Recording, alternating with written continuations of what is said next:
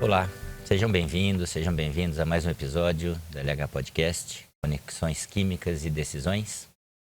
E hoje, para a abertura do programa, eu trouxe dois trechinhos aqui de dois ícones da literatura.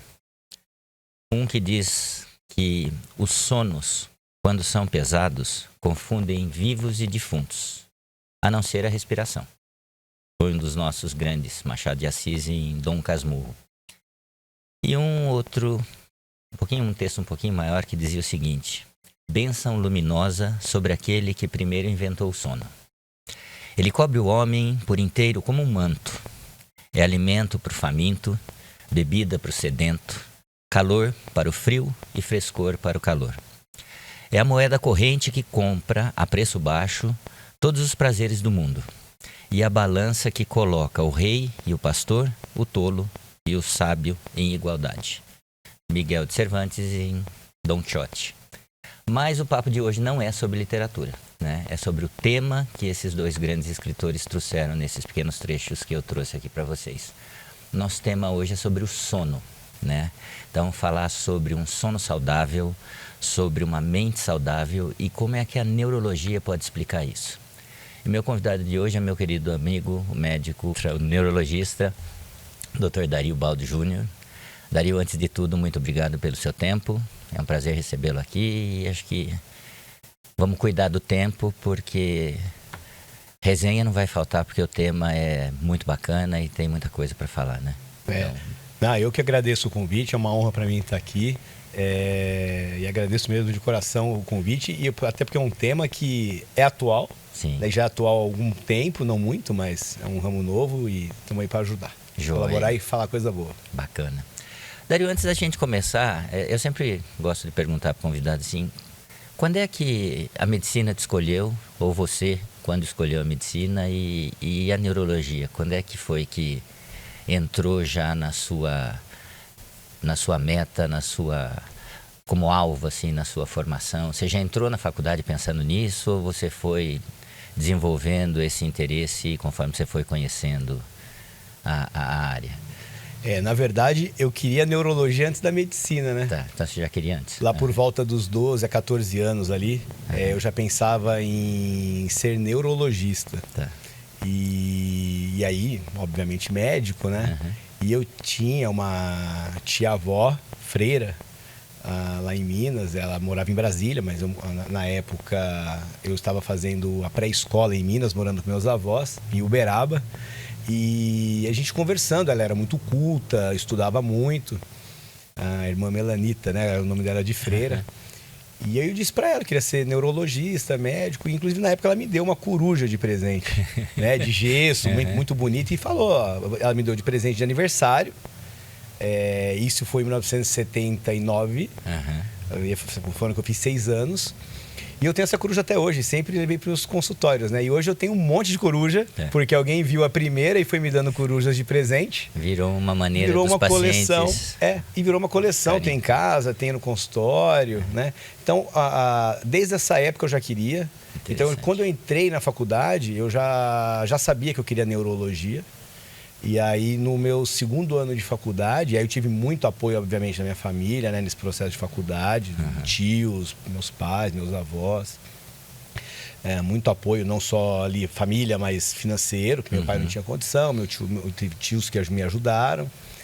E aí, no meu segundo ano, eu tive o prazer de conhecer a minha referência, que é um professor que era de fisiologia na faculdade, que a gente é amigo até hoje, neurologista, ele é em Santos. E a partir dali, aí eu comecei a conhecer a neurofisiologia. Certo. Isso em 93, no segundo ano de faculdade. E aí, desde então... É isso. Aí você teve certeza técnica nesse momento. Não parou mais, né? Até que aí fiz a residência de neurologia, fiz um treinamento em neurofisiologia. E depois eu fiz medicina do sono, na Unifesp. Uma das primeiras turmas lá atrás... vou lembrar o ano aqui depois, mas foi uma das primeiras turmas lá do Instituto. Deixa pra lá. Lá no Instituto do Sono, que é do Departamento de Neuropsicobiologia. E a partir dali, medicina do sono. Quando inauguramos aqui o Instituto do Sono de Araraquara, Eu sou o diretor técnico, então, desde então. Temos outros sócios, mas eu que cuido das coisas aqui no Instituto. Que joia, bacana. Para a gente começar, então, o nosso papo, né? Eu gosto muito também da parte, e acho que o tema é interessante.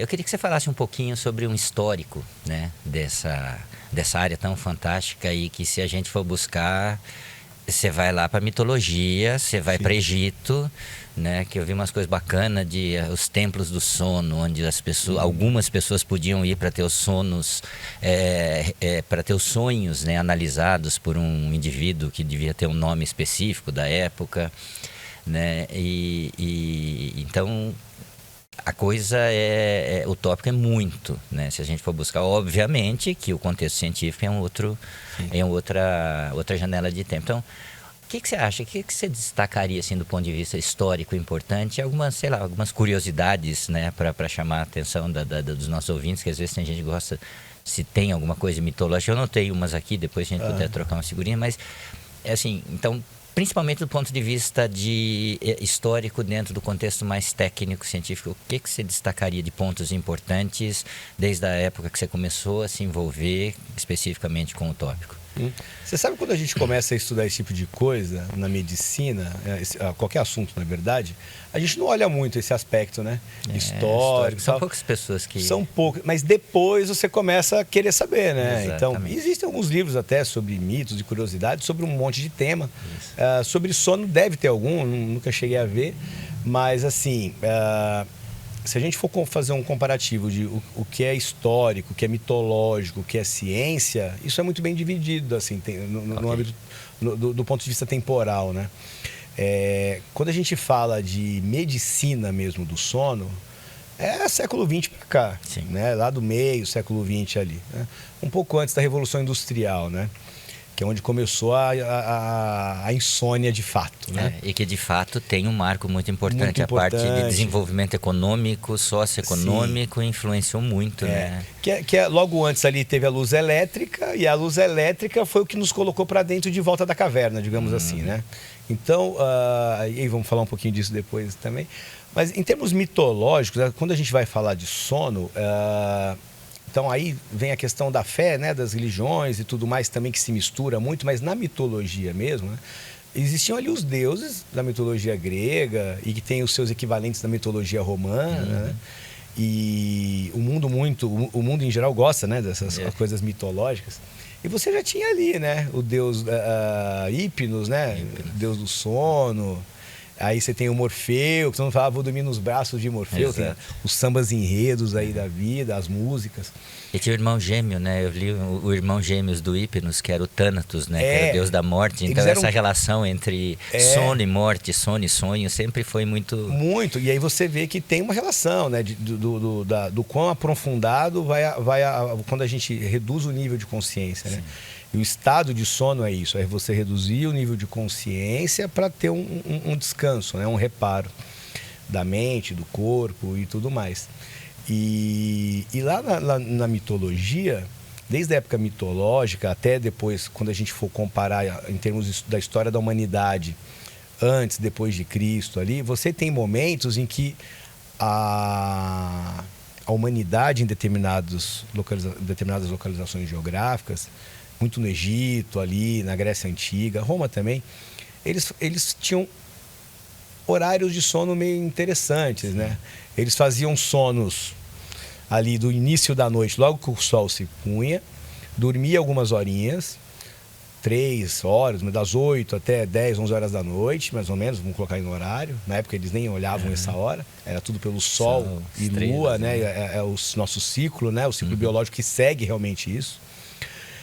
Eles acordavam, depois iam fazer suas orações, meditar, enfim, aí fazer alguma coisa, depois que eles iam voltar a dormir, né, para dormir mais um pedaço. Isso foi mudando, obviamente, ao longo do tempo.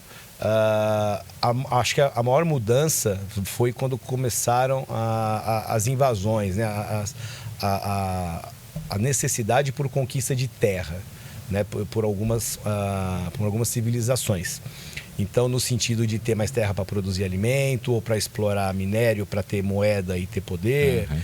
E aí foi mudando o hábito do sono, né? Então aí eles foram começando a condensar gradativamente o sono num período de sono direto que ia da noite ali até o final da madrugada, né? E obviamente que os horários foram mudando. E se a gente remontar ainda para a pré-história, o homem não dormia, né? Praticamente. Ele ficava na caverna, escondido de predador, né? Para não morrer, né? Não vivia assim muito provavelmente naquela época. Então, para não ser caçado, então ele era um caçador, tinha um instinto de caça. O homem basicamente vivia do consumo de proteína animal naquela época, muito pouco se alimentava de plantas. E acredita-se que o homem não dormia por medo, né? E dormia muito pouco, e também talvez isso também fosse um dos motivos para se viver menos.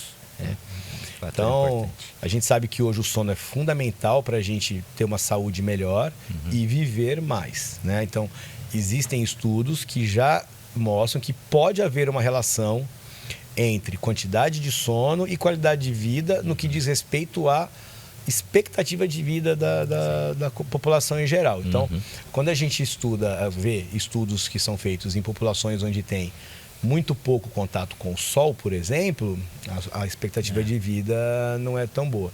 Nas civilizações que vivem mais ao ar livre, né, civilizações mais teoricamente desenvolvidas, né, você tem uma qualidade de vida melhor, então a gente vê e acaba vivendo mais. Então, aquela questão, muito se fala em alimentação hoje em dia, atividade física, mas tem que ter o sono, né? A qualidade do sono é fundamental. A qualidade do sono, né, com a má qualidade do sono você tem um impacto negativo grande nas nossas diversas características pessoais aí, né? E aí você falou, eu fico imaginando também na época em que você imagina lá na Idade Média as pessoas, aquelas casas pequenas, e dormia todo mundo junto, era uma coisa coletiva, então tinha um contexto coletivo, mas e até aí no mesmo cômodo, no mesmo cômodo, só que aí tinha uma vaca lá dentro, tinha um cavalo lá dentro, tinha pessoas que estavam viajando, então era uma coisa muito diferente do que você tem hoje como sono. Em relação até à privacidade, né? Privacidade. E aí tem umas coisas interessantes que eu achei a história da Revolução Industrial, né? Que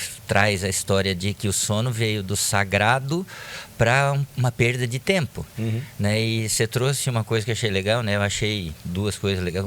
Quando o Napoleão Bonaparte foi questionado assim, quanto tempo de sono? Ele classificou assim, 6 horas para o homem, 7 horas para a mulher e 8 horas para os tolos, né? E em relação ao que você falou, uma coisa bacana também, eu achei uma coisa antes, pré-Primeira Guerra, mas tem a ver com o que você falou da luz, do Thomas Edison, né? Que ele foi entrevistado em 1914 pelo New York Times para perguntaram para ele sobre era uma homenagem aos 35 anos da descoberta da luz incandescente, né? E aí ele falava que o homem do futuro ele vai perder menos tempo dormindo, né? E aí eu anotei uma frase aqui que ele disse o seguinte, que nada nesse mundo é tão perigoso para a eficiência da humanidade do que muito tempo dormindo. Então, quer dizer, é o que você falou, você sai... Na realidade, a gente vai falar disso já. Isso é a ciência. Né? É o conhecimento sobre aquele fato e nesse contexto, né? O que esse fato tem de importância para o biológico. Sim. Obviamente que até pouco tempo atrás você tinha um monte de empresários defendendo a ideia de que realmente dormir era perder tempo. Né? Então hoje a ciência e a medicina estão mostrando que a história não é bem essa. Né? Ontem eu fiz rapidinho, joguei lá no PubMed, só a palavra sono. Né? A PubMed é uma plataforma que a gente consegue obter dados científicos, né? E só escrevi sono e fechei a janela do tempo em 10 anos, 2015 a 2025. 179.999 possibilidades de artigos associados com isso. Né? Só na língua inglesa. Né? Se você ampliar, tudo bem que a língua da ciência ainda é universal, mas então quer dizer, é uma coisa muito interessante em qualquer sentido. Creio que hoje muito mais o técnico científico mas é histórico, é antropomórfico, ele é social em tudo isso. E eu queria que a gente começasse a pensar um pouquinho, já de uma maneira mais técnica e no sentido assim, biologicamente, né? O que a gente tem de importância, como é que o sono é visto para o ser humano do ponto de vista biológico? Como é que são alguns pontos que você acha importante para manter a relação do nosso clássico ciclo claro e escuro, né? O ritmo biológico, falando de sono e vigília. Sim. Por que isso é importante? Olha, no meu ponto de vista, assim, eu falo que o sono, ele nada mais é do que um dos reflexos do nosso ciclo circadiano mesmo, né? Então, em termos de biologia humana, né, nós temos um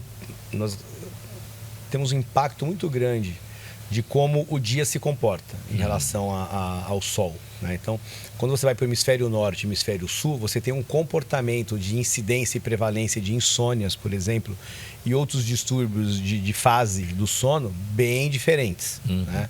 Então, quando você tem o aspecto biológico puramente, né, o que a gente tem que destacar é o sono. Ele é um período do dia e da vida que é o que nos prepara sempre para o dia seguinte, mas fazendo com que o corpo e o cérebro não só se descansem, mas se regenerem para o dia seguinte, né? Então, quando você tem essa ideia de que eu tenho que dormir menos para produzir mais, isso vai ter um certo limite de tempo aí.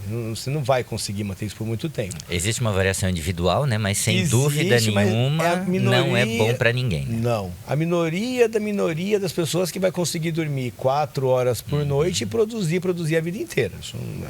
Eu nunca vi, né? Se alguém falar que consegue, não consegue. Ela vai ter um impacto no humor, vai ser uma pessoa mal-humorada, muito provavelmente com poucas relações sociais, né?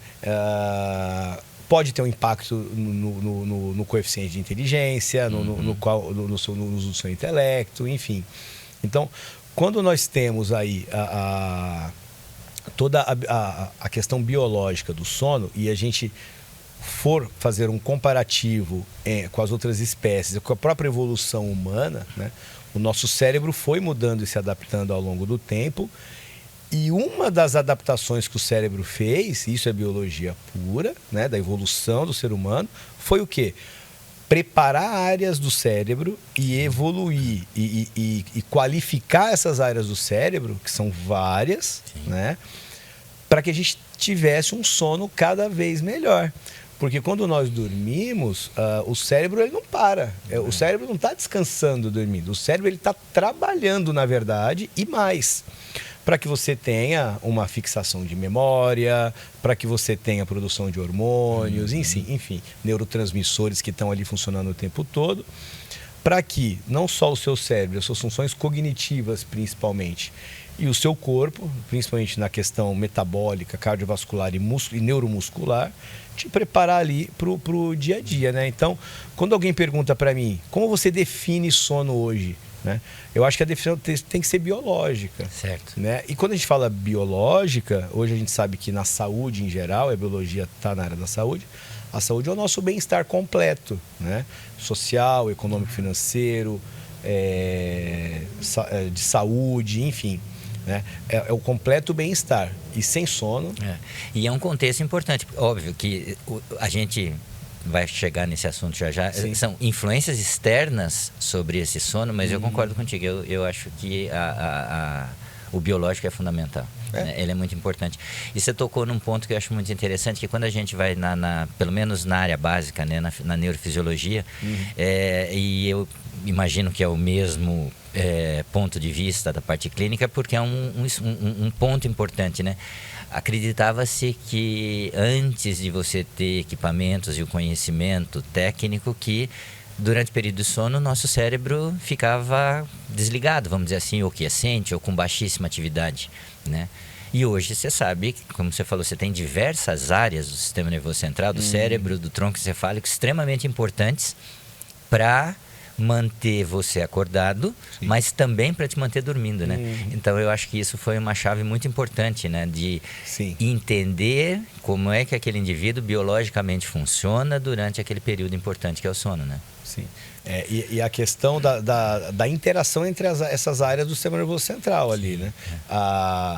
Quando a gente compara, por exemplo, pega estudos comparativos que existem na literatura, comparando o cérebro, né, nas várias gerações em que elas vão passando, aí a gente vai...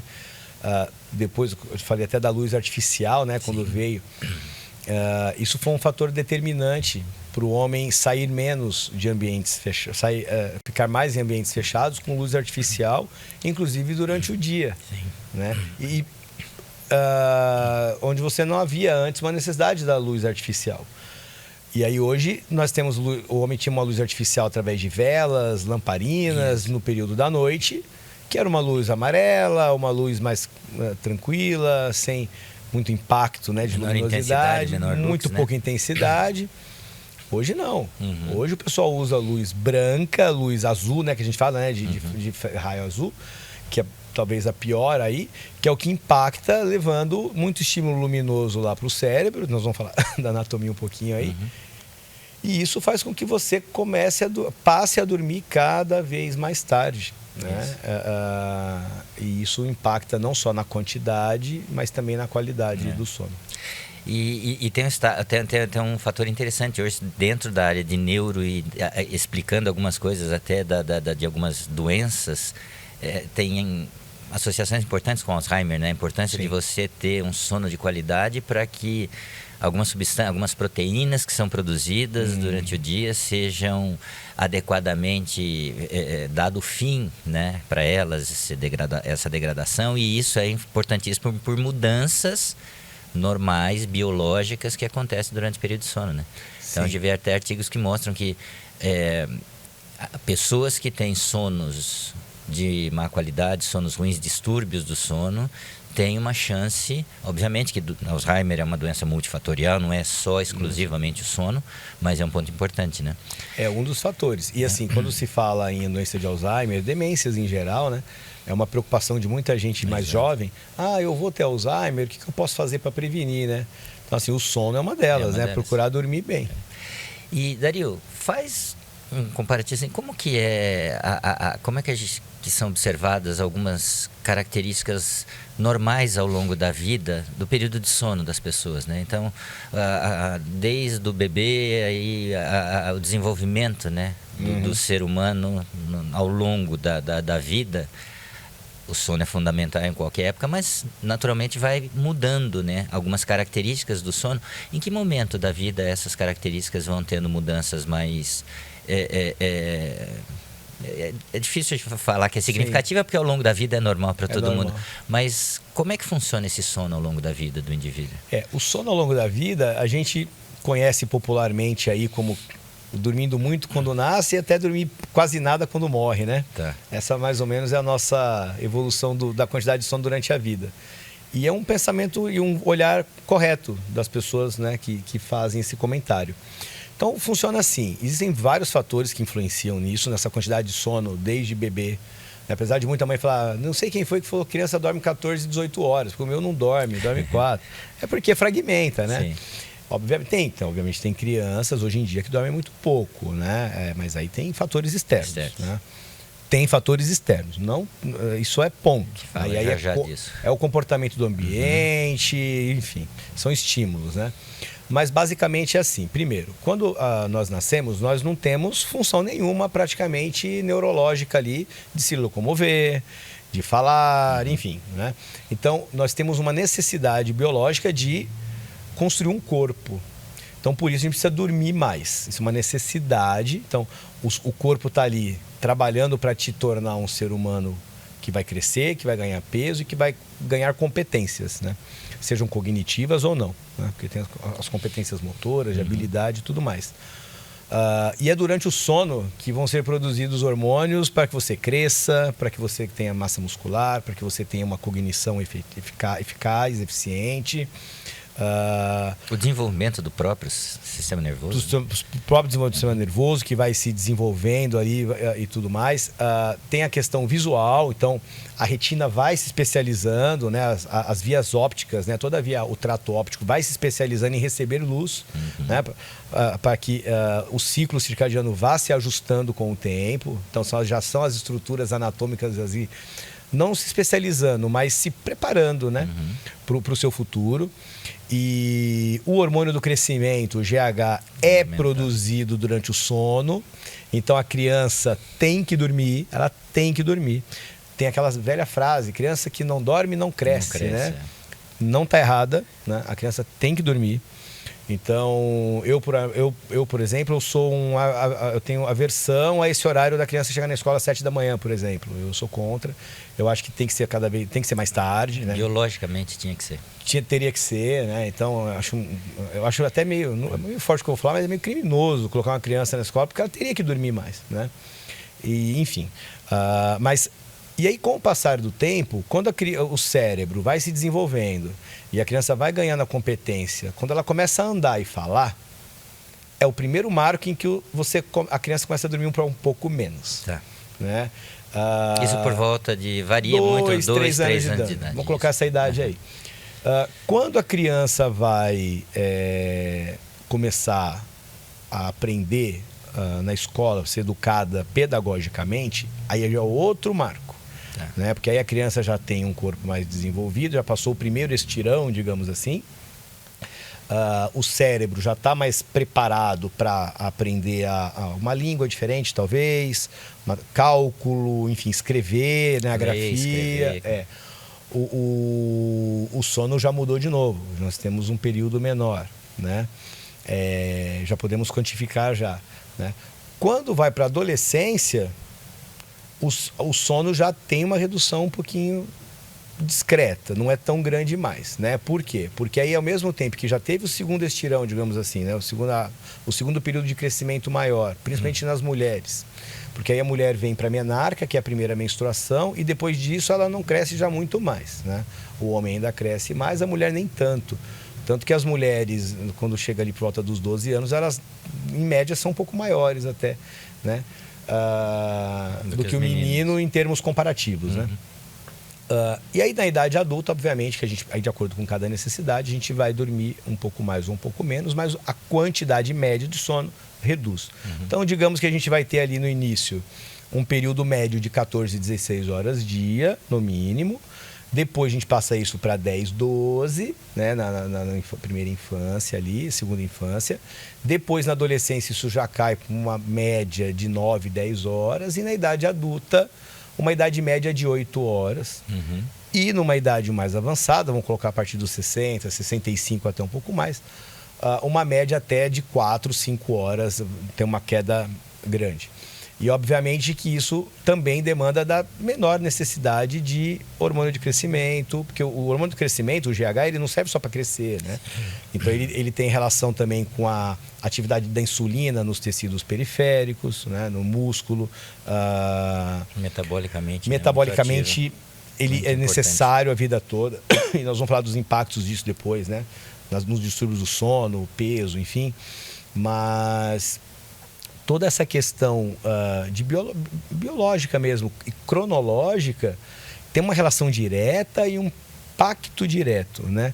E aí, como eu falei, então tudo tem relação com a idade, as necessidades e como o cérebro está desenvolvido naquele momento, né? E muito provavelmente o local geográfico onde você está. A geografia...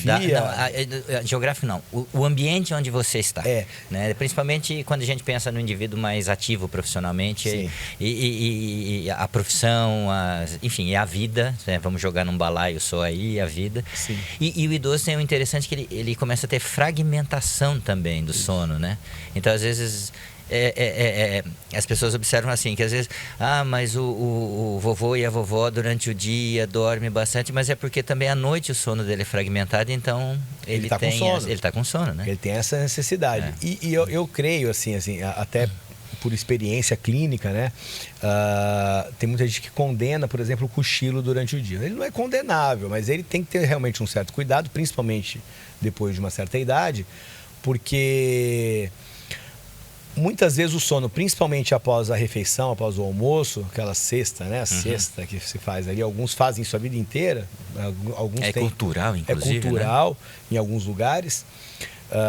Ele pode ser benéfico e é para a grande maioria das pessoas, mas para quem tem uma dificuldade em ter um sono sem se fragmentar ali durante a noite, né? Um sono continuado ali bonitinho, todas as suas horas, isso pode realmente ter um impacto, né? Mas a necessidade de, se eu não consigo dormir à noite, eu ter que dormir de dia, isso é instintivo, né? Você está cansado. O corpo pede, né? O corpo e o cérebro chega uma hora que cansa. Tem gente que pergunta, doutor, quanto tempo eu vou ficar sem dormir? Né? Tem lá um recorde lá, que eu até olhei esses dias aí, quando a gente se falou, eu fui ver umas curiosidades. Um homem que ficou 11 dias, né? É o recorde, eu acho, 11 dias sem dormir. Teve problemas, obviamente, né? Depois praticamente foi internado, né? E eu acho que, assim, quando você fala de adolescente, qualquer parte qualquer momento da vida em que a gente esteja falando do indivíduo, por exemplo, na alfabetização, no estudo, quem vai para a faculdade, é fundamental o sono para o aprendizado, isso já é comprovado, né? A qualidade da memória, ou seja, a sedimentação daquilo que se aprendeu durante o dia é muito importante com o sono.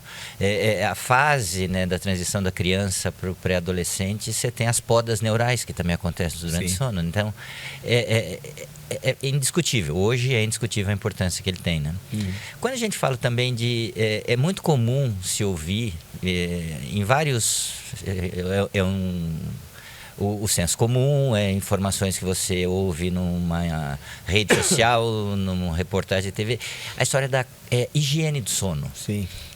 Como é que funciona isso? O que seria o preconizado, vamos dizer assim, que seria interessante prestar atenção e a pessoa que não faz isso começar a analisar se algumas ajustes antes de dormir pode ajudar numa qualidade de sono melhor? Os itens que a gente sempre conversa com os pacientes sobre a higiene do sono é assim, isso foi mudando ao longo do tempo, né? Alguns aspectos da higiene do sono, alguns são imutáveis, eu penso, né? Não tem como. O que a gente tem que pensar é o seguinte, o nosso ambiente onde nós dormimos, nosso quarto, ele tem que ser confortável para dormir, ponto. O que traz o conforto para o sono? Né? Então, a primeira coisa é tentar fazer do seu quarto um lugar só para dormir. Sim. Isso é fundamental, né? Tem gente que come na cama, lê na cama, estuda na cama, vê TV na cama o dia inteiro. Então, assim, o quarto não é um lugar ali para descansar, é a casa dele praticamente. É óbvio que algumas pessoas que moram em lugares reduzidos vão ter dificuldade em mudar isso, mas se puder, melhor. Então, ter o quarto como seu local de sono, né? De descanso noturno. E esse ambiente ele tem que ser limpo, fresco, arejado e escuro. Esse é o ponto. A gente está falando de luz aqui o tempo todo, Exatamente. né? Então, o homem ele caçava durante o dia, ia para a caverna sem luz e lá ficava. No máximo fazer uma fogueira para assar sua comida e depois espantar um bicho e depois aquilo apagava e ele dormia. Então, nosso quarto tem que ser igual. Então, quanto mais escuro, melhor. Quanto mais limpo, fresco e arejado, melhor. Ou seja, o conforto térmico também, né? Então, nós que moramos numa região quente, se você puder ter um ventilador, um ar-condicionado, enfim, isso vai ajudar muito. Vai ajudar muito no seu sono, na qualidade do sono. Então, isso na higiene, isso é, para mim, o principal, e acho que para mim, para todo mundo. E aí tem as outras coisas que são comportamentais, né? Então, esse é o ambiente, pronto, tá ali. O colchão, obviamente, ele é aquele conforto para cada um. Aí cada um tem o seu gosto. Um gosta de colchão mais duro, outro colchão mais mole, enfim, com ou sem travesseiro. Travesseiro alto, baixo, 2, 3, 100. Aí vai depender da coluna, postura, tem um monte de coisa. Tem uma questão ainda, antes do comportamento, que é a TV no quarto, né? Então a televisão, um rádio, enfim, hoje os dispositivos eletrônicos. Não é condenável ter a TV no quarto. Esse não é nem o grande problema. O grande problema é você dormir com aquele dispositivo ligado e com estímulo sonoro e luz, né? E luminoso. Então, o ideal é que, se você coloca aquilo para induzir o sono, é que você deixe um timer ali ligado para ele desligar depois de um tempinho curto, não um tempinho longo também. Por quê? Porque você dormir com estímulo luminoso e sonoro não deixa você completar os ciclos que nós precisamos durante o sono. Sim. Né? E além disso tudo, então, tem as questões de, primeiro, pelo menos 2 horas antes de dormir, luminosidade baixa, luzes claras, não luzes muito brancas, luzes amarelas de preferência, né? Já começando a retirar a iluminação do olhar. Não comer quantidades grandes, principalmente de carboidrato e gordura, até 2 horas antes de comer. À noite, fazer uma refeição um pouco mais suave, né? mais leve, tranquila, não tão substancial. Evitar alimentos que sejam estimulantes, né? Com cafeína, alguns refrigerantes, energéticos hoje em dia aí. Uso do álcool, porque tem gente que fala assim, se eu não tomar um vinhozinho eu não durmo, né? Então, o álcool em pequena dose ele até pode ser um relaxante, mas a gente sabe que o álcool ele atrapalha a estrutura do sono depois. Exato. Então, e aí, o que eu faço, né? Então, é tudo avaliado caso a caso, mas isso são algumas coisas. Tentar não ir para a cama sem sono. Então, e hoje, com o desenvolvimento cada vez melhor da terapia cognitivo-comportamental frente aos distúrbios do sono, eu sempre recomendo para os pacientes procurar a psicóloga ou psicólogo para fazer o coadjuvante aí com a terapia. Então, não ir para a cama sem sono. Atividade física, você não fazer à noite de preferência. Se você tem dificuldade para dormir, não fazer à noite. Fazer enquanto tiver luz diurna. Se fizer à noite, até 2, 3 horas antes do seu horário de dormir, porque o seu corpo desacelere depois. Né? Literalmente ir para o quarto, para a cama, para dormir. Se possível, né? Se possível. Então, assim, que horas que eu... e tem gente que pergunta, por exemplo, eu fiquei sabendo que se a gente dormir antes da meia-noite é melhor. Para eu acordar a tal hora depois. Quanto mais horas de sono antes da meia-noite é melhor. Mais ou menos.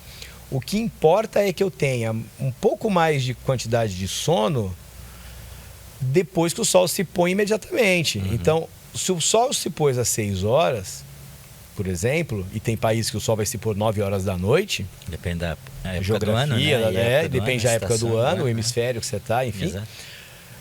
Se você dormir às 10, obviamente que vai ser melhor do que você dormir às 11, porque você vai ter um período de sono maior logo depois que se iniciou depois das 18, foi a hora que o sol se pôs. Por quê? Isso é hormonal. Nós vamos falar da melatonina e também um pouquinho depois. Tem a questão da melatonina. Ela, depois de um certo tempo que acabou o último estímulo natural, se você teve o estímulo natural, e você não cuidou de diminuir o estímulo artificial, você vai ter problemas com os seus níveis de melatonina. Certo. E não só de melatonina, mas também de outros neurotransmissores que estão relacionados ao nosso ciclo aí. E aí vem os transtornos do humor, se você tem um quadro depressivo, ansioso, enfim. Memória. Qual é a percepção que você tem também do dia, do horário? Tem gente que não tem percepção. Exato. Isso se perde. Aí vem a terapia também cognitivo-comportamental. Adolescente é o maior problema. Né? Porque o adolescente, quando a gente não tinha os dispositivos eletrônicos, nós tínhamos um tipo de adolescente. Você sabe, só que você entrou nesse assunto, uma coisa interessante, eu achei um dado não é tão atual, que é de 2019, que foi feito, acho que e é feito por, a pesquisa foi feita por institutos do sono, ou seja, então era muito neurologistas envolvidos. Na época eles trouxeram uma informação que as telas, né, pensando principalmente nos smartphones, 60%, 2019, 60% da população mundial dorme segurando um dispositivo, um telefone celular, um smartphone. Hoje deve ser mais, já. Então. Né? E aí, a hora que você fala disso, quer dizer, já pegando esse gancho para você falar, com certeza isso vai interferir nas fases do sono e tudo mais, né? E o sono diurno e noturno, então, quer dizer, tem situações que a pessoa tem uma atividade profissional, né? Mas você pode dormir no mesmo lugar, que você dorme sempre, o mesmo período de tempo, o seu sono não vai ser o mesmo, né? Quando ele é diurno ou noturno. Né? E aí, pensando em diurno noturno, obviamente pensando em o sol tá ali ou não tá ali, né? Vamos pensar a iluminação dita natural do ponto de vista. Justamente. E aí esse é o grande problema dos trabalhadores de turno. Isso. Né? E aí nós temos basicamente 2 tipos de trabalhadores de turno. O primeiro é aquele que só trabalha à noite ou só trabalha de dia. O que trabalha só de dia, ok, é o nosso hábito. O que trabalha só à noite, que nunca vai trabalhar de dia, e tem gente que tem essa característica de não conseguir dormir mesmo à noite e que preferencialmente dormem de dia, é uma parcela menor da população. São os que nós chamamos os seres vespertinos, né? Vespertinos, isso. E os seres matutinos são aqueles que gostam do dia. Os seres vespertinos, os seres humanos vespertinos, que são aqueles que gostam da noite, que preferem a noite para trabalhar, para estudar e tudo mais, em algum momento eles podem ter algum problema. E aí você tem, às vezes, uma dificuldade, porque não é o hábito, o habitual, a casa, né, onde a pessoa mora, principalmente se ela morar numa casa com a família inteira, todo mundo tem que se adaptar àquele. E ela é a exceção da família, né? Exato. E isso pode acontecer. Quando está sozinho, é mais tranquilo. E o segundo aspecto, o segundo tipo de trabalhador de turno, é aquele que alterna o turno. Tá. É aquele que vai trabalhar durante 3 meses à noite e depois a empresa vai lá e fala assim, agora, para você não acostumar, você vai trabalhar de dia. Isso pode ser bom, mas na maioria das vezes não é. Tá. São esses trabalhadores de turno que vão ter mais problemas com insônia. Tá. Do que aqueles que sempre trabalham no mesmo turno. Por quê? Porque o corpo tem que se adaptar e não dá tempo. Né? Você não tem tempo hábil para o cérebro se acostumar. E aí depende também um outro fator, né? Se você está numa situação dessa, começou a trabalhar cedo, você tem 20 anos, é uma coisa, se você tem 35 é outra, se você está com 50, enfim, a máquina, corpo humano também vai envelhecendo. Vai envelhecendo e vai mudando o seu aspecto em relação a como o seu corpo vai responder a essa alteração entre o sol e a noite, né? O dia e a noite. Interessante. Tem variações, né? Você falou de uma coisa há pouco, por exemplo, atividade física. Eu faço sempre, dependo de atividade física, gosto e de algumas, né? Mas eu prefiro, é meu, isso desde quando eu era garoto, eu prefiro fazer atividade física final do dia ou à noite. Porque a atividade física, a minha percepção, obviamente a gente não está falando de neurotransmissão, essas coisas, mas a minha percepção, depois de eu fazer atividade física, eu gosto de correr, por exemplo, eu relaxo. Então, se eu faço atividade de manhã, aí o dia fica meio, igual a gente fala, meio arrastado, assim, que tudo é mais devagar. E se eu faço no final, que normalmente é por causa das atividades de trabalho, né? No final do dia, comecinho da noite, então se eu faço atividade até umas 8 da noite, mais ou menos, a minha percepção é que para mim é melhor, né? Então, uma variação que é só um relato de uma percepção própria, né? Dario, e como é que você tem a divisão? A gente sabe assim, quando a gente fala de sono, você tem as fases do sono, né? Do ponto de vista biológico e clínico, o que é importante nessas fases do sono? Ou seja, a partir do momento que você começou a dormir, né, como é que você classifica o seu período de sono em relação às fases do ponto de vista técnico? E o que tem em cada uma delas que é importante que você tenha aí a clássica frase, um sono de qualidade em tempo, né? E os sonos REMs, enfim. Como é que essa divisão de um sono tecnicamente é analisada e seria, vamos dizer assim, o ideal, né? Que a pessoa tivesse para que aquilo ajudasse o seu corpo, a sua mente, o humor e por aí vai. Bom, aí assim, aí tem a parte, tem que ter uma divisão inicial, né? Que é a questão fisiológica e a questão clínica. Né? E depois você une isso na neurofisiologia, né? Certo. Agora, basicamente, na arquitetura do sono, nós temos uma macroestrutura e uma microestrutura fisiológica.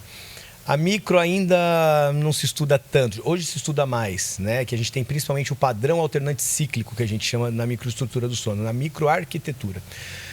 Mas isso é uma coisa muito ciência, muito mas técnico, que já tem aplicações clínicas.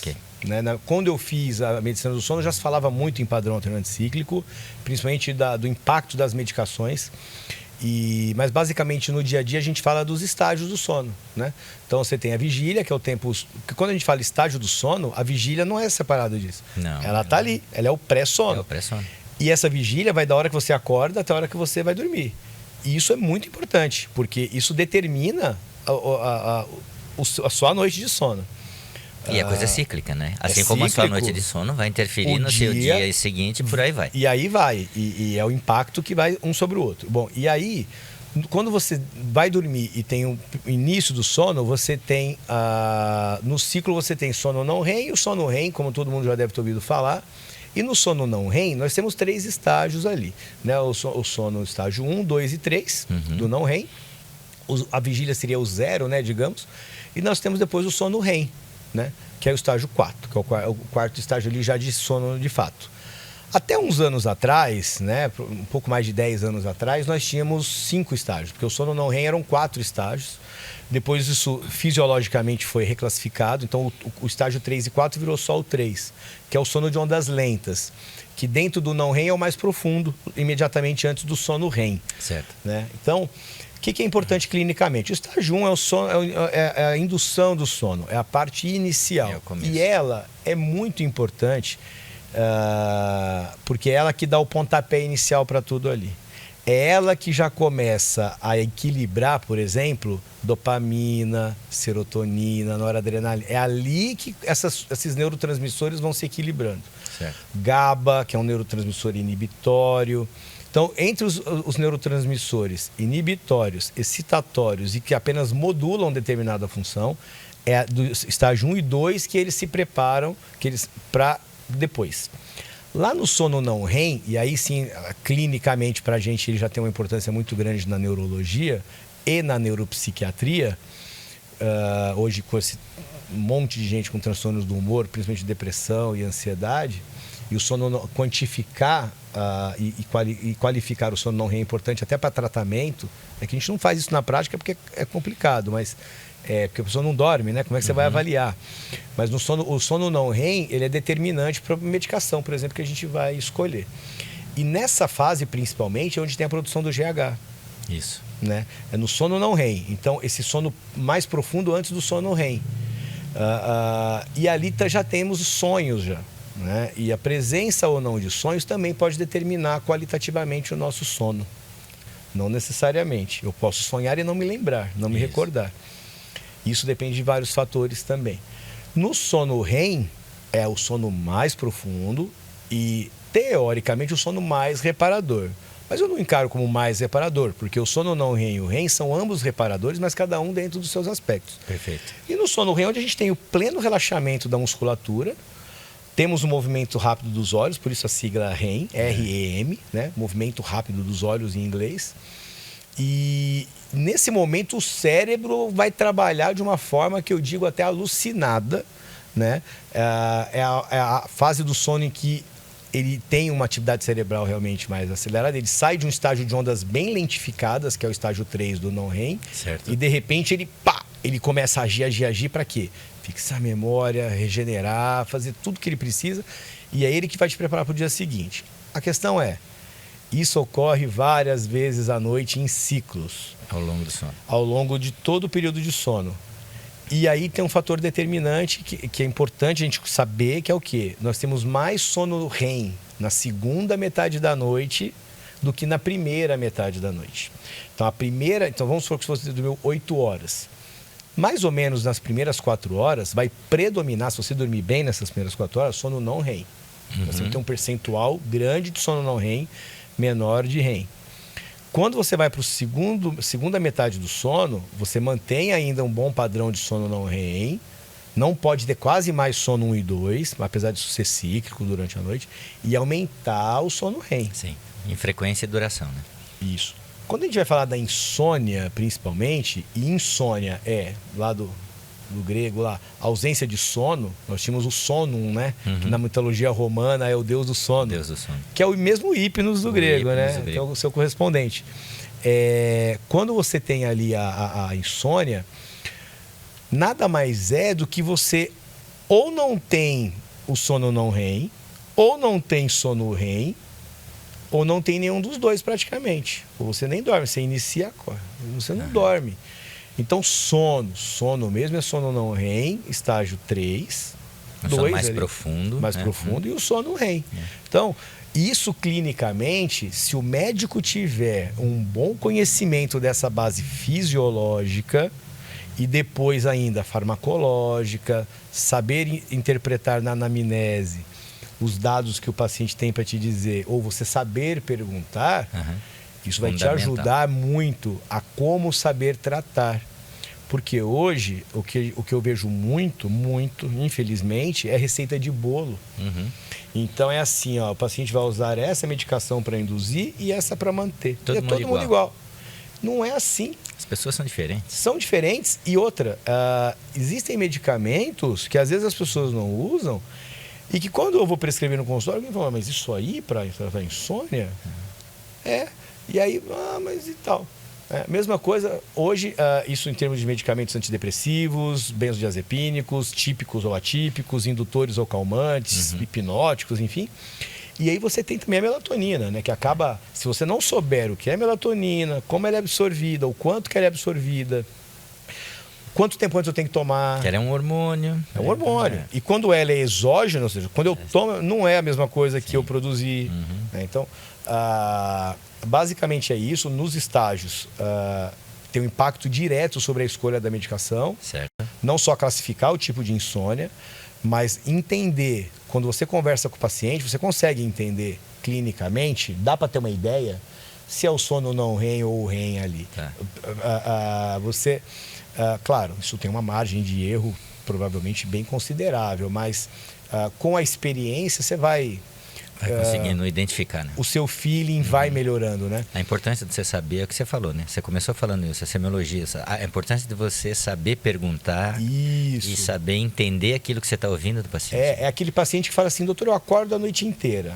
Tá, você acorda a noite inteira, mas você volta a dormir? Porque às vezes ele não acorda a noite inteira, ele não dorme. Ele acha que ele dorme.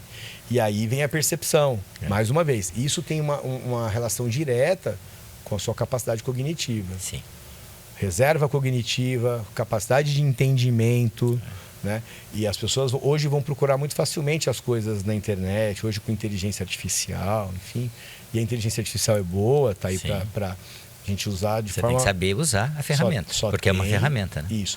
O mundo ideal seria se nós conseguíssemos analisar todos esses ciclos numa pessoa com insônia. Olha que maravilha seria. Agora, que jeito você faz, né? Não, se a pessoa não dorme, como. Né? Não porque se você induzir artificialmente, ele não vai fazer o padrão dele, né?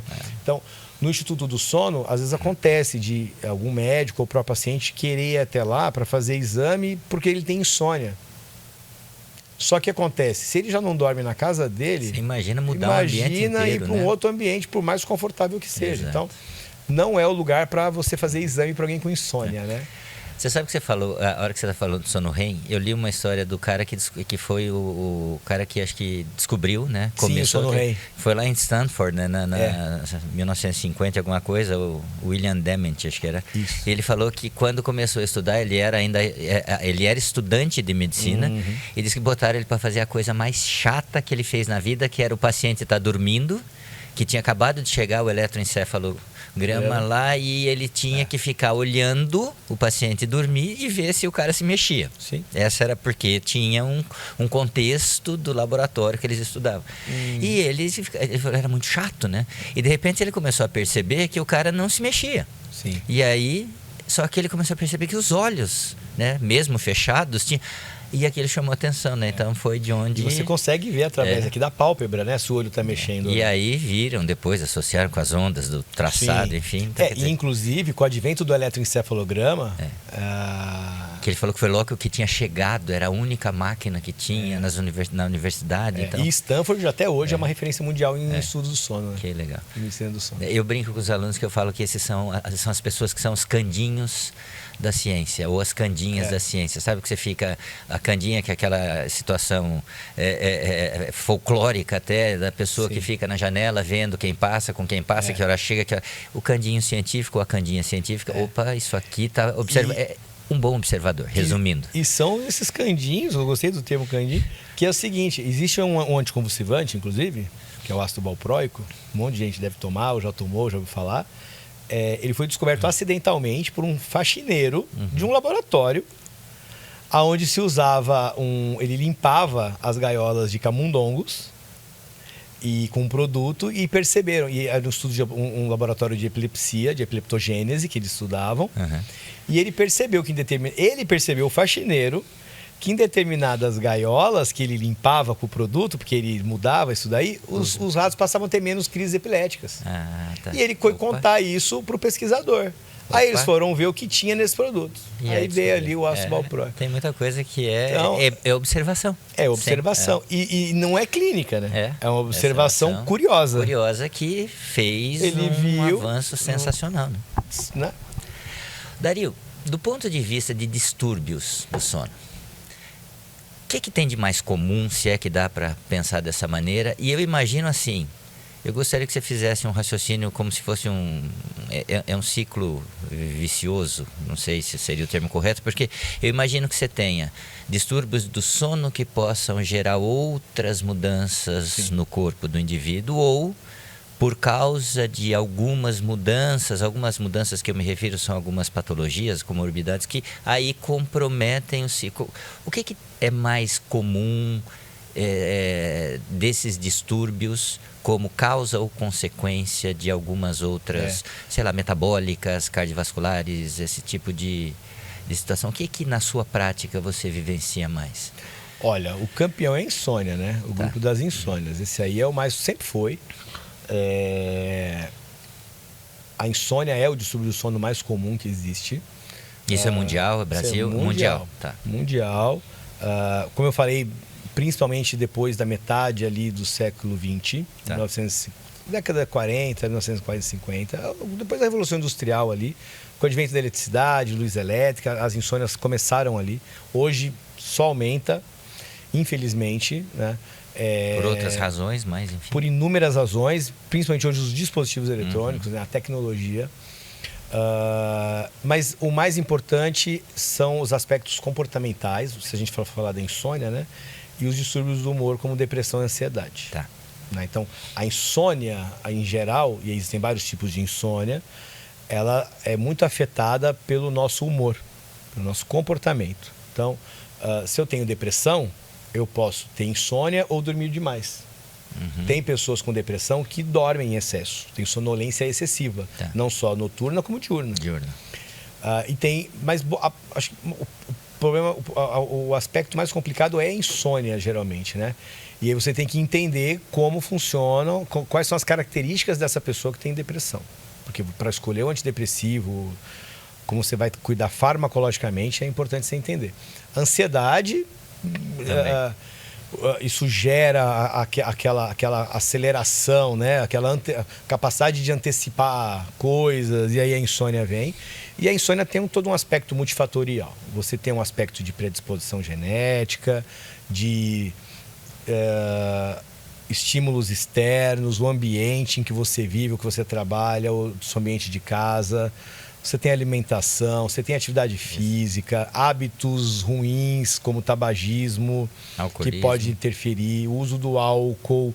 Então, quando alguém pergunta para mim, doutor, qual é a causa da insônia? É multifatorial. Por isso que é difícil, né? Por isso que é tão difícil. E cada indivíduo tem os seus fatores. Nunca é um só. Pode até ter um fator que às vezes desencadeou uma piora. Então, por exemplo, eu já tenho uma dificuldade e de repente eu perco um ente querido. Um ente querido morreu. Aquilo vai determinar uma piora dessa insônia. Ou até estresse profissional, um estresse muito grande, por exemplo, também. Um problema financeiro, um problema no trabalho, né? Tá no meio do mestrado ou doutorado ali, tudo empaca, né? Corta a verba da pesquisa, muda, né? O orientador chega, né, orientando ele e fala assim, você não vai mais fazer São desse prazos, jeito. Um monte de prazos. Enfim, né? Ou orientando fala assim, não quero mais. Aí o orientador fica doido. Daí tem, né? É o clássico, cada caso é um caso. Cada caso é um caso. Então a insônia, e aí nós temos os tipos de insônia, né? Nós temos aquelas pessoas que têm dificuldade para iniciar o sono. Nós temos aquelas pessoas que fragmentam realmente o sono, que é o sono realmente fragmentado. Ou seja, ela acorda, dorme, ela consegue voltar a dormir, mas várias vezes durante o período do sono noturno. E tem aquelas pessoas que acordam e não conseguem dormir mais ou têm dificuldade para dormir. Basicamente isso daí. E aí, e tem gente que tem as três dificuldades. Tem gente que tem dificuldade para dormir, demora, dorme. Aí acorda 1 da manhã, consegue dormir de novo. Acorda 1h30, consegue dormir de novo. Aí acorda às 3, não consegue dormir mais. Essa tem as 3 características da insônia. Bem pior, naturalmente. Esse é o mais difícil de tratar. E isso vem aumentando muito, né? Principalmente nos adolescentes e em determinadas mulheres. Tem alguns aspectos sociais envolvidos aí e de trabalho. Tá. Né? A mulher hoje está assumindo trabalhos que ela nunca fez. Então, isso é difícil, até você ter um período de adaptação. Né? Então, acaba tendo um determinado impacto. Mulheres, algumas levam isso tranquilamente, outras pessoas não. O segundo grupo é a apneia obstrutiva do sono, né? É a apneia do sono. Existe a apneia central, né? Que é quando é a apneia por uma doença neurológica, é muito menos comum, raro, digamos assim, até. E às vezes até subdiagnosticada, né? Eu tenho pacientes, por exemplo, que já tiveram AVC, ou tem esclerose múltipla, ou tem alguma outra doença, que tem apneia central, né? Ou seja, a pessoa não respira por uma falta de comando mesmo, de um drive neurológico que a gente chama. E aí o tratamento também muda um pouco, né? Da apneia obstrutiva, que não é o CPAP que você vai usar, é o BiPAP, um pouco diferente. Mas a apneia obstrutiva é um grupo, é uma doença que vem aumentando muito a sua incidência e prevalência, até pela facilidade do diagnóstico, que é a polissonografia, que é o exame do sono, né? O mais conhecido. Existem outros que a gente faz. E na apneia obstrutiva do sono, aí, além da insônia, que tem o aspecto do que o que leva à insônia, o que a insônia causa no indivíduo, que é o que você falou, a apneia obstrutiva do sono, ela talvez é até pior nesse aspecto. Por quê? Porque ela tem impactos cardiovasculares e metabólicos talvez piores do que o da insônia. Porque na apneia obstrutiva do sono, o que acontece? Nós temos basicamente uma dificuldade de expirar, não é inspirar. Tá. Então eu inspiro, só que eu não consigo expirar, então eu fico parado ali. Não tem troca gasosa. Então eu faço hipóxia ou anóxia. E quando eu vou tentar fazer a expiração, existe um esforço respiratório que aumenta a pressão intratorácica e muitas vezes intraabdominal. E isso tem repercussões cardiovasculares no primeiro momento, mas metabólicas no momento que não é o segundo, porque é muito imediato, é bem depois ali desse primeiro momento, onde você tem o quê? Microdespertares, despertares e impacto em quimiorreceptores, baroreceptores que nós temos nas carótidas, principalmente ali no sistema arterial da base do crânio, onde a gente tem detecção dos gases, da pressão de O2, de CO2, de algumas substâncias. Então, e aí com isso eu tenho uma sobrecarga do trabalho cardíaco por conta do aumento dessa pressão. Eu vou ter uma descarga adrenérgica, meu sistema simpático começa a sofrer uma ativação, então aumenta a pressão arterial. Eu tenho um colapso da circulação periférica por conta disso, né? Dessa adrenalina. E aí isso, a médio e longo prazo, a pessoa se tornará hipertensa, terá hipertensão arterial. E aí alguém vai falar assim, aí a pessoa fala assim, não, mas isso é só gordinho que tem. E aí eu vou usar a frase que eu ouço desde o primeiro dia de medicina do sono que eu tive contato até hoje. Todo obeso que tem apneia do sono um dia foi magro. Ninguém nasceu obeso. Então, aí tem um aspecto importante, porque a própria apneia obstrutiva do sono pode levar você à obesidade. Existem estudos muito bem desenhados que mostraram isso. Tá, então quer dizer que dependendo da causa da obesidade, eu também posso interpretar diferente as consequências que isso pode, ou seja, agravar uma situação de... Porque na obesidade a gente tem um aumento do diâmetro cervical, né? E isso faz também uma dificuldade de você expirar. Mas ao mesmo tempo a apneia do sono agravando a sua obesidade, porque quando você não consegue respirar e soltar o ar, você tem microdespertares. Lá naquele sono não REM, a gente meio que desperta, não precisa ser consciente. E a cada vez que isso ocorre, eu tenho picos de produção de cortisol. Sim. E isso faz com que acumule gordura, principalmente abdominal. Tá. E além disso, ele acaba interferindo em alguns outros hormônios, como a grelina, por exemplo, leptina. E aí você tem, quando você tem um desbalanço desses hormônios, o que eu tenho? Aumento do apetite no dia seguinte. Aí vem os hormônios que são os carros-chefes do controle metabólico. Do controle metabólico e da saciedade.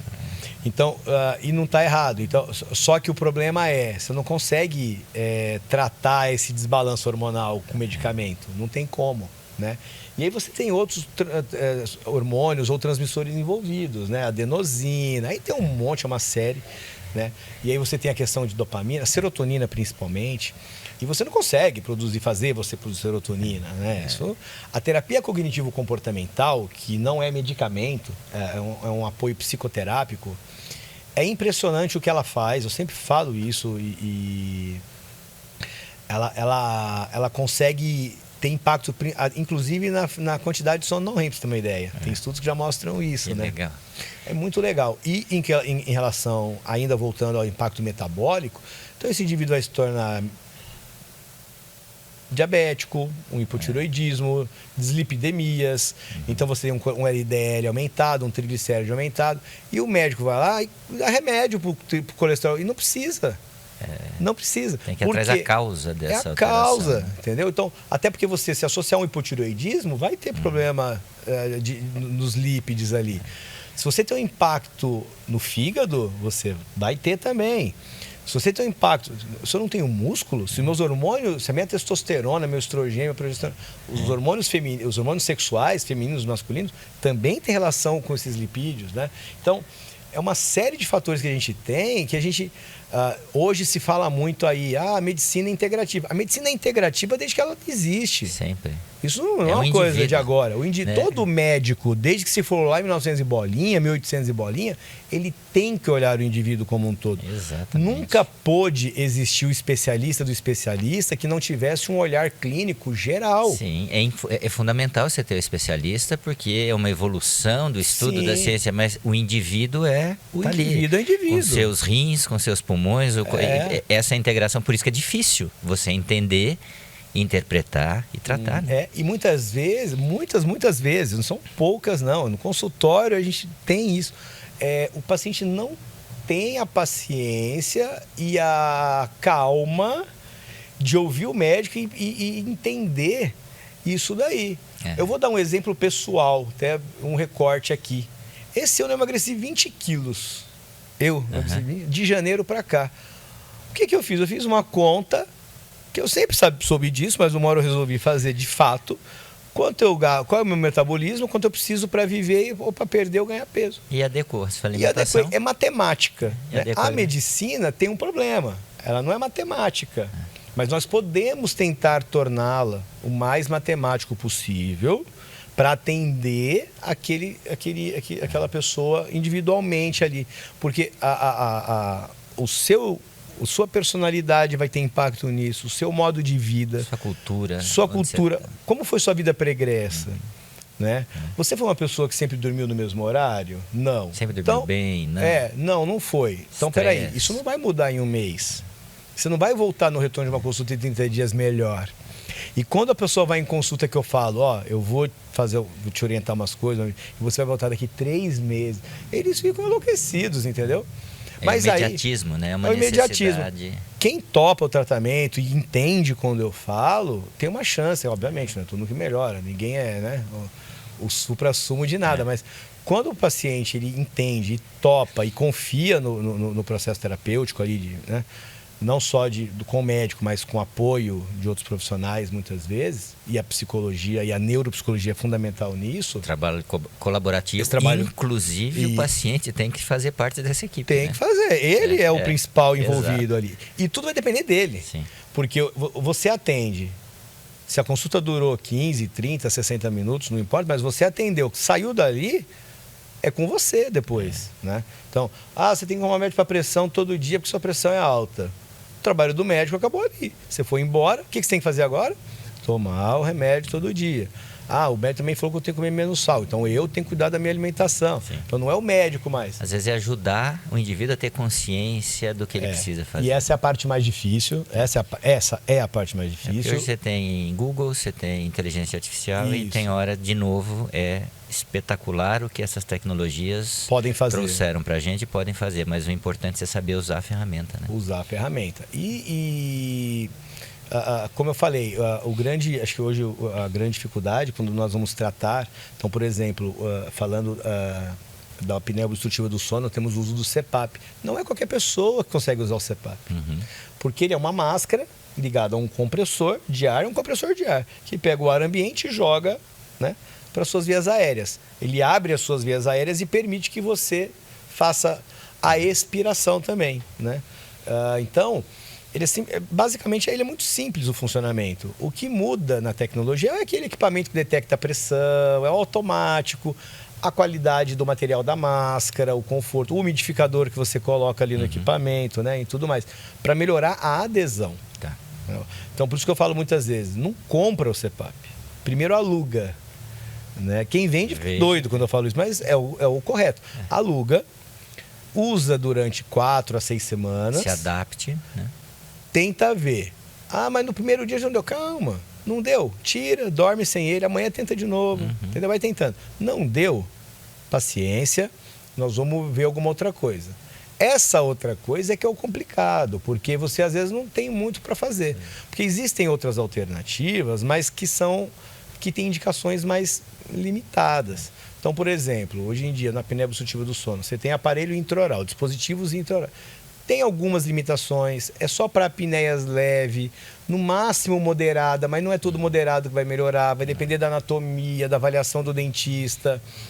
Tem uma série de coisas envolvidas. Tem cirurgia. Não, tudo bem, tem cirurgia, mas a cirurgia é o último recurso para uma apneia extremamente grave em alguém que não conseguiu cuidar. Então, aí tem as outras parassonias, os outros distúrbios, né? Aí a gente tem sonambulismo, o sonilóquio, que é o que fala dormindo. Tem o terror noturno, né? Que é mais comum em criança. O sonambulismo e o sonilóquio, né? Que é falado, também é mais comum na criança ali.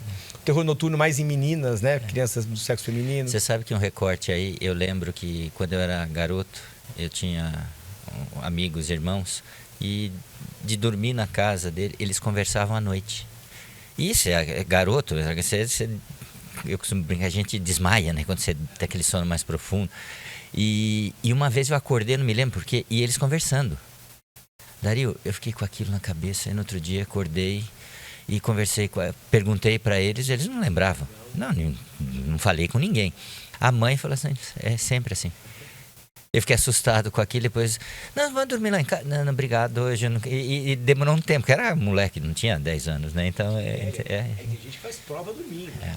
Você sabe que aí vem uma coisa que eu li, que eu achei interessante. Quando você fala dos distúrbios do sono, às vezes as pessoas estão, sei lá, sobrecarga, não interessa, mas dentro desse ciclo que a gente está falando. Às vezes a pessoa está tão cansada que ela não lembra o que é não estar cansada. E às vezes tem relatos das pessoas fazendo coisas que elas não têm noção. Aí eu vi uma frase que eu achei bacana de um neurologista, não me lembro quem, que diz que quando você pensa também, inclusive em memória, que o ruim de alguns distúrbios do sono não é só que ele atrapalha a tua memória e faz com que você não lembre das coisas, mas que você lembre de coisas que não aconteceram. Aí, eu não sei se eu posso traçar um paralelo disso com alucinações, e aí você volta lá atrás. Por isso que tem muita coisa, acho que é de associar o sono com lendas, óbvio que tem o valor poético de quem escreve, a liberdade e tal, mas... Então você mexe numa casinha, né, como você está dizendo. Eu costumo brincar com os alunos, eu falo que a hora que você vem aqui para cima, é uma sopa química entre os neurotransmissores, e eles são fundamentais para o nosso funcionamento. A hora que começa a dar desequilíbrio, consequências, né? E nesse contexto, uma outra coisa que eu fiquei espantado, né, quando você pensa na parte de americano, que a gente fala americano no bom sentido de estatística, eles têm esse cuidado. Teve um dado que em 2018, problemas associados com distúrbios do sono estavam gerando acidentes de trabalho e que estava dando na faixa de 63 bilhões de dólares de perdas de produtividade.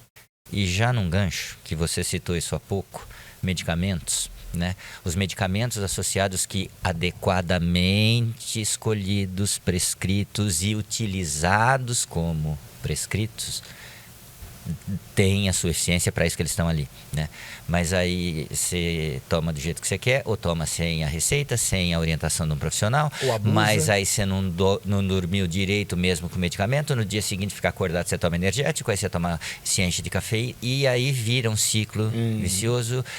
Mas o mesmo neurologista que eu citei a frase, ele trouxe um outro dado também, valores importantes em torno de 2019, 80 bilhões de dólares de gastos com medicamento. Sim. Mas aí ele não fala ali se era o prescrito correto. Então, é uma muleta. O custo do tratamento, onde é que eu quero chegar foi exatamente o que você estava finalizando, né? A importância do paciente saber o que ele tem que fazer. Sim. Então, o profissional tem que ter a sua conduta, tem que saber o que ele está fazendo, identificar, diagnosticar. Mas se o paciente acha que, porque eu tenho na internet, não estou dizendo que todo mundo é assim, longe disso, mas é um outro fato, né? O uso, como qualquer outro medicamento, um uso inadequado pode dar uma percepção momentânea ou num X período de tempo, ok. Mas depois a consequência virá. Também.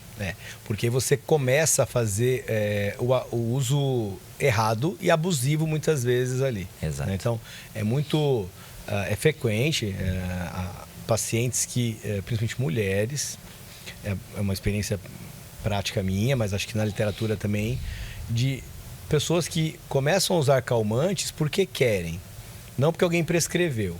Aí alguém vai perguntar, mas como que toma só querendo, sem uma prescrição? Não precisa de prescrição? Meu amigo, minha amiga tomou e aí... Tem prescrição. Eu vou explicar o que uma paciente minha já me disse e outros depois, e eu já sei qual é a técnica que muitos usam, né? Estou longe daqui ensinar alguém a fazer isso, né? Mas, por favor, não faça. Mas o que eles fazem? A mulher vai no seu ginecologista e fala: não, sei que eu fui num neuro e ele me passou um remedinho lá para dormir. Só que acabou. O senhor não pode dar uma receita? Só que ela não toma aquilo. Aí o médico, querendo ajudar, prescreve. Aí ela começou. Entendeu? Aí ela vai no, sei lá, cardiologista. Não, sabe o que é? O meu médico, outro, passou o remédio. Completamente. E o médico, para ajudar, vai fazendo aquilo e vai dando a receita. Então, quando alguém pede, eu vou atender uma consulta no consultório, e vai um acompanhante, o acompanhante fala assim: não, doutor, eu tomo um remédio, o senhor não pode fazer a receita para mim? Tem dois aspectos aí. O primeiro é que não é o meu paciente, né? Então, não tá legal isso daí também. Segundo, nem pode, né? E segundo, é verdade que toma? Então, tem esses aspectos. Então, isso é um primeiro aspecto. O segundo é que, infelizmente, acontece de médicos que prescrevem a medicação sem necessidade para tentar resolver o problema rápido ali do paciente. A maior parte das insônias são temporárias. Certo. A maior parte delas, elas não são crônicas. Se eu consigo entender que o paciente está num processo de insônia que começou há 2 meses, que ele passou por uma situação determinada que pode ter gerado aquilo. Você identificou a causa ali, né? Não conseguir resolver comportamentalmente, eu vou precisar ali, sei lá, um indutor de sono que seja. Eu prescrevo um indutor de sono e explico. Você vai voltar daqui tanto tempo e quando você voltar, nós vamos tirar. Ah, doutor, mas não, nós vamos tirar. Vai dar tudo certo. Vai dar certo. Vai ficar melhor até, né? Espero você vai que estar bem fique... e aí depois nós vamos já começar a tirar. Entendeu? Então é um tratamento curto, não é um tratamento longo. Mas infelizmente, por esse desconhecimento por grande parte das pessoas, inclusive da área da saúde, não, esse remédio você tem que começar a tomar porque insônia não tem cura. Não é bem assim. Ela pode não ter cura, concordo. É uma doença incurável, mas ela tem controle. Então, se eu sou uma pessoa predisposta a ter insônia e eu estou passando por um momento, e aí tem N fatores que podem trazer a isso, eu não estou dormindo bem, eu não estou dormindo o quanto eu quero e bem, eu tenho recurso para isso, né? Eu só tenho que saber que quando eu for ao médico, eu vou sabendo, né? Ou o médico vai ter que me dizer que é um tratamento curto e um tratamento que não vai ser pro resto da vida, né? Exato. Porque se você usa principalmente medicamentos indutores de sono, que tem efeito calmante e hipnótico, que a grande maioria deles são os benzodiazepínicos, isso traz um impacto negativo cognitivo para você. Você vai começar a ter com o tempo dificuldade de atenção, concentração e memória, né? E aí você vai ter que cuidar disso. Só que também não vai ser só cuidar disso, vai ter que retirar a medicação. E aí é complicado retirar. O famoso desmame, né? É o famoso desmame e que tem que ser muito lento. Só que o muito lento, muitas vezes, é difícil, porque a maioria dessas medicações não tem, por exemplo, em líquido ou gotas. Para ter um desmame gradual, percentual lento de retirada. A maioria é um comprimidinho ali engessado, muitos você não consegue cortar. Né? Não é, ele não tem a ranhura do corte e tudo mais. Então, e aí voltando um pouco às parassonias, né, que existem, são distúrbios geralmente não são tão complicados de tratar, tem alguns que são bastante, e alguns são muito raros, como por exemplo a narcolepsia. Então, a narcolepsia é um distúrbio do sono onde você tem sonolência excessiva diurna, ou seja, você está aqui conversando e dorme, né, por um distúrbio da orexina, que é um outro hormônio. Entendeu? E aí você tem um tratamento, hoje tem tratamentos bons, tem medicamentos que fazem você ter a manutenção da vigília. Só uma curiosidade, o indivíduo que apresenta a narcolepsia, ele pode ter narcolepsia, mas ter uma noite de sono bem dormida? Ou pode, até pode, mas geralmente não. Não, né? Normalmente. Tanto que na investigação no nosso instituto, como todo instituto que faz, o padrão da investigação é polissonografia à noite e no outro dia, já durante o dia, fazer o teste de latência múltipla do sono. Que é como se fosse uma polissonografia, só que é durante o dia. O exame, então, tanto exames específicos durante a noite e durante o dia para fazer isso daí. Tem um teste, existe um outro teste, que é o teste de manutenção da vigília, a gente usa menos, mais é o teste de latência múltipla do sono. Onde a gente coloca o paciente deitado para dormir e ele vê em quanto tempo ele inicia o sono REM. Né? E aí a gente faz isso algumas vezes. O desconforto é que o paciente tem que ficar lá muito tempo. Né? Então, ele come lá, fica lá praticamente um dia inteiro. Porque ele entra, o dia todo. Entra, por exemplo, na terça-feira à noite, vai sair quarta-feira à tarde. Né? Então, mas também não é tão comum, né? É uma doença rara, mas a gente detecta casos algumas vezes. Tem uma característica genética, então muitas vezes a gente tem famílias com narcolepsia. Tem o fator da catalepsia também, que é quando você perde o tônus e cai. Muscular. Isso. Tem muitos estudos em Dobermans, né? Porque os Dobermans têm essa doença com uma certa frequência. O cachorro fica felizão e ele desaba ali. Não é só Doberman, mas o Doberman é um clássico, né? E as pessoas também é a mesma coisa, né? Existem graus de narcolepsia também. E essa sonolência excessiva diurna, que é o sono excessivo durante o dia que as pessoas às vezes têm, não é narcolepsia 99,99% das vezes. O que é? Ou é a apneia do sono, que não dormiu bem, tem o sono, ou é insônia, né, não dormiu bem, por isso ou efeito adverso de medicamento que tem efeito sedativo, né? Ou que é o efeito mesmo para ter um efeito adverso, um efeito colateral, digamos, mas é adverso. E como algumas outras patologias que podem levar à sonolência. A gente faz uma investigação laboratorial. Novamente, a importância de um bom profissional para poder diagnosticar, né? Saber... Eu já tive casos assim, de anemias severas com paciente com sono. Né? E aí você detecta anemia, o paciente nunca tinha feito um exame de sangue na idade adulta, né? E aí detecta anemia, vai no hematologista, vê a causa, trata e o sono melhora. Né? E você está falando uma coisa interessante aqui que eu estou pensando e associando com outra coisa que você disse no início, né? A hora que você pensa, a ideia é aqui pensando em medicamentos que você pode utilizar e, como você mesmo disse, o corpo está recebendo um fármaco, uma substância química exógena, externa. Tem estudos farmacológicos, motivo por aquilo, você tem que conhecer como é que o corpo funciona. Mas o sono, como você disse, ele é um produto de várias atividades de várias regiões do cérebro. Sim. E às vezes o medicamento não tem essa amplitude de ação. Né? Então, mais uma coisa que às vezes, onde é que eu quero chegar? Deve ter situações em que entre aspas, só o medicamento não vai ser suficiente, né? Você vai ter que ter um contexto, de novo, sabendo o que é para você fazer, como você mesmo disse também, né? Um trabalho, às vezes, em equipe, multiprofissional, associar isso, quando possível, com uma alimentação equilibrada, com atividade física. Quer dizer, o organismo é muito complexo. É uma máquina complexa. E você não consegue resolver as coisas no estalar de dedos. Né? O corpo é uma máquina, né? E complexa.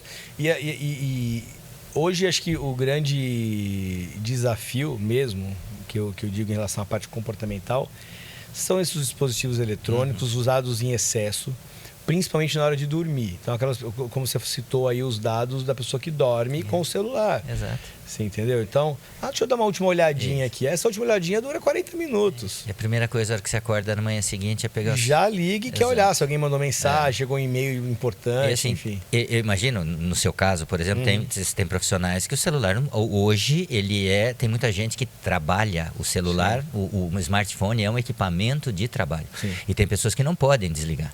Né? Mas aqueles que podem, eu acho que é uma questão de você ter a percepção da necessidade. Entender, olha, acho que nesse momento seria interessante eu começar a pensar que isso vai me ajudar. Né? Isso. E a frase, o que eu falo para os pacientes é o seguinte: você não apaga a luz do quarto para dormir, apaga do seu celular ali, entendeu? Treina. Então, desliga. Né? Tem gente que vai olhar o celular e vai dormir tranquilamente. Ótimo, mas aqui, onde se está te causando algum impacto negativo, você vai ter que desvincular. Então, é um trabalho difícil, né?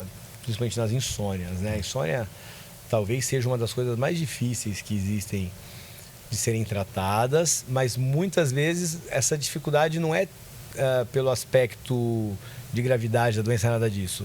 É mais por falta de condições criadas para melhora. Certo. Entendeu? Condições que devem... Aí você tem que analisar. Se é condição técnica do profissional, da saúde, se é falta de condição, de entendimento para que a pessoa mude os seus hábitos e rotina.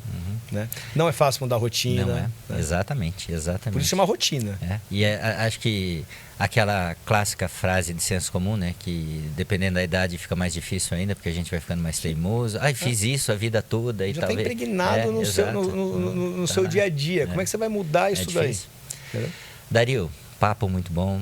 Para a gente encerrar, assim, que 3 pontos que você puder, como médico, orientar as pessoas, que a gente já falou isso ao longo desse nosso bate-papo, mas uma mensagenzinha de 3, 4 pontos de o que você pode observar e fazer para uma qualidade de sono ser um pouco melhor.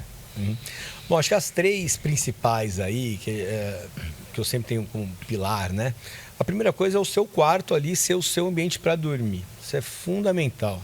Você tem que ter isso daí dentro das suas possibilidades, né? Fazer ali o seu templo, né?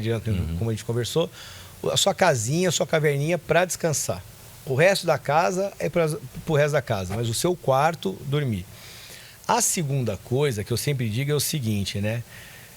Tentar ter rotina.